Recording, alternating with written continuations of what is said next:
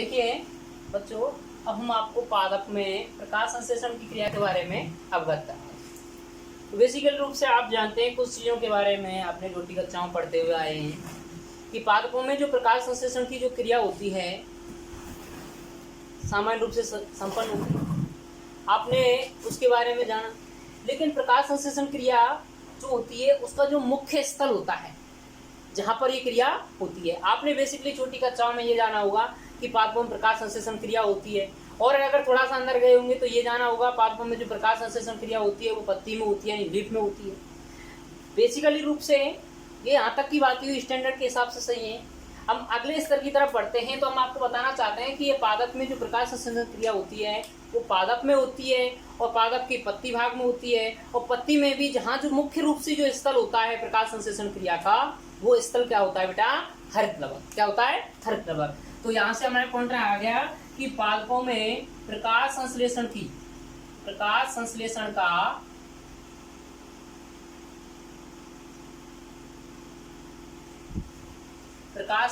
का जो स्थल होता है क्या होता है बेटा? स्थल। वो स्थल कौन सा होता है आपका? हरितलवक। कौन सा होता है? हरितलवक।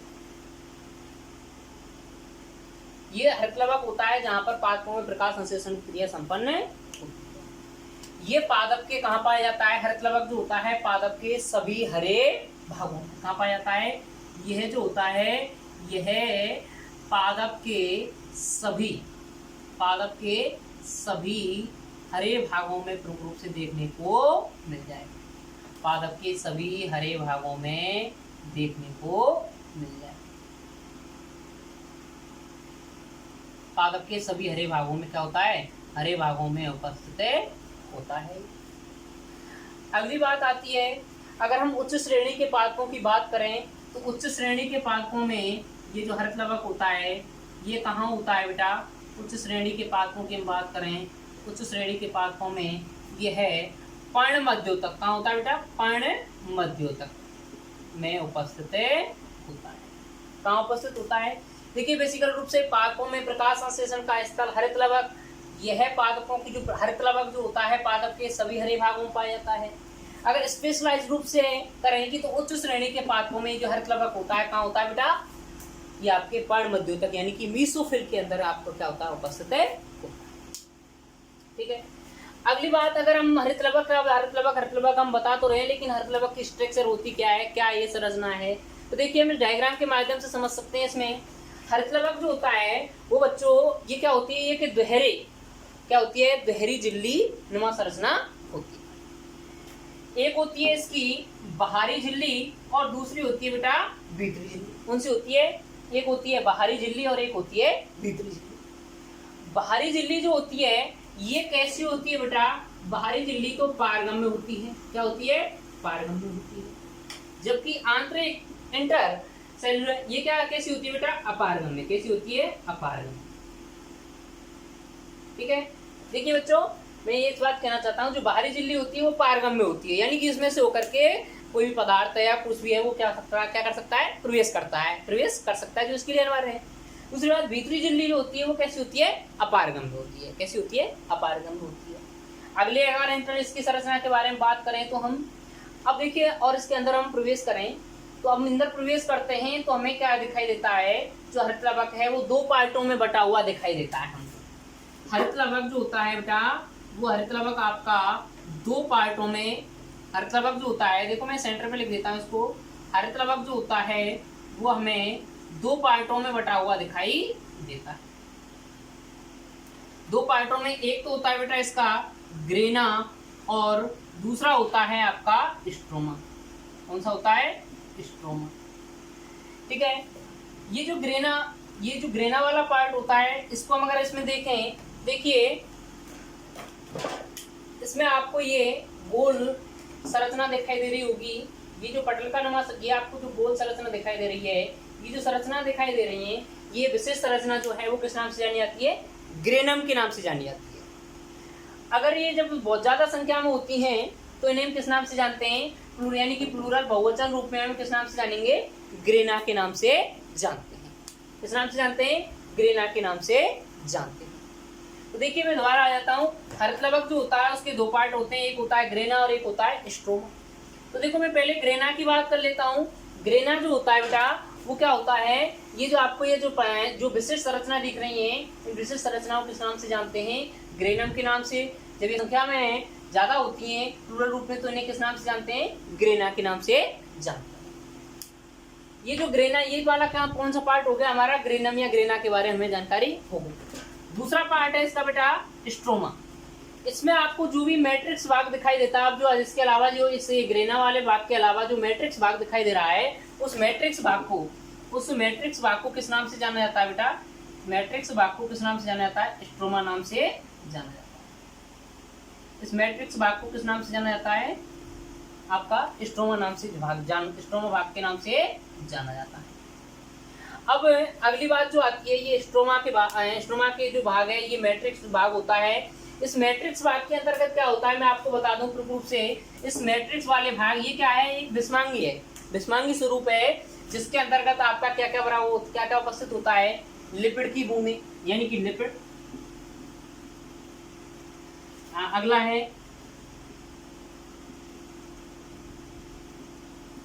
है बेटा, अगला आपका है वृत्ताकार, हम कह सकते हैं क्या है बेटा, वृत्ताकार। इसके अंदर वृत्ताकार क्या होता है, डीएनए।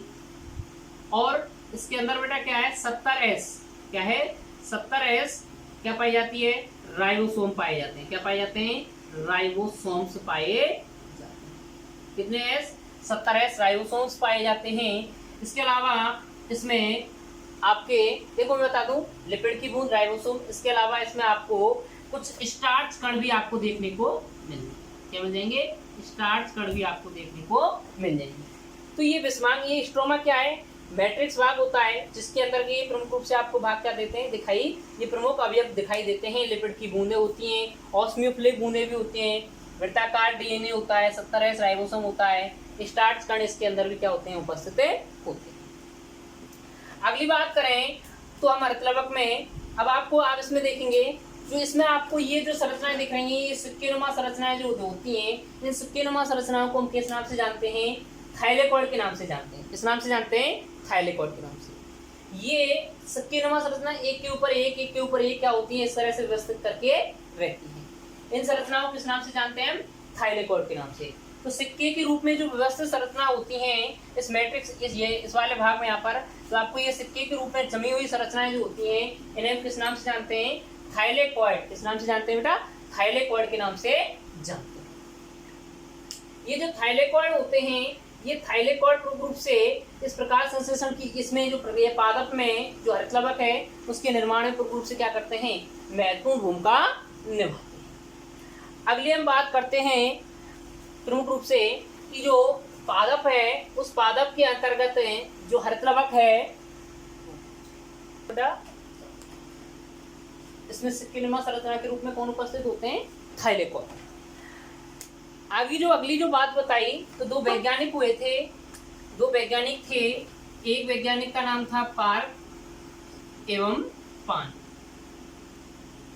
पार्क एवं पान नाम वैज्ञानिक ने थाइलेकॉइड के बारे में बताया कि थाइलेकॉइड के अंदर, किसके अंदर बेटा, थाइलेकॉइड, जैसे थाइलेकॉइड के अंदर सूक्ष्म गोलाकार संरचना पाई जाती है। क्या पाई जाती है, सूक्ष्म गोलाकार संरचना पाई जाती है। किसने बतलाया, पार्क एवं पान।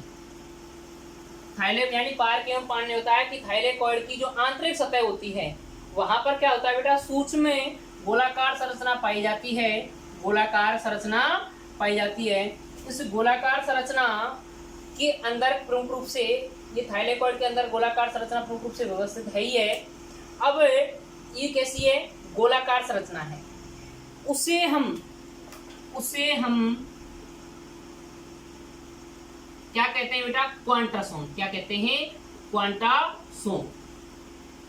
क्वांटासोम के नाम से जानते हैं, जो कि प्रकाश संश्लेषण की प्रमुख रूप से क्या होती है, इकाई होती है। क्या होती है क्वांटासोम बेटा, क्वांटासोम जो होती है वो आपकी क्या होती है, प्रकाश संश्लेषण की इकाई होती है। क्या होती है, प्रकाश संश्लेषण की